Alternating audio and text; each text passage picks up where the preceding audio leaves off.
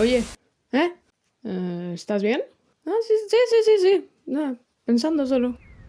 Oye, ¿quieres que nos demos una vuelta y pasemos por el centro comercial o algo? Ah, bueno, pues si me puedo llevar la estrella, pues no te lo tomes a mal, pero te llevas la estrella a todas partes. ¿No puedes dejarla en tu casa una tarde? Bueno, por poder puedo, pero no sé qué problema tienes con la estrella.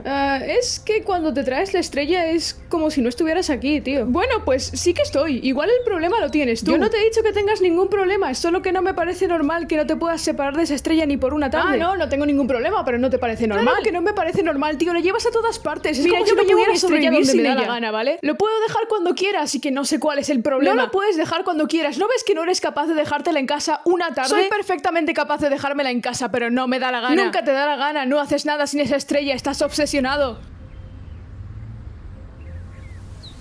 ¿De verdad la puedes dejar cuando quieras?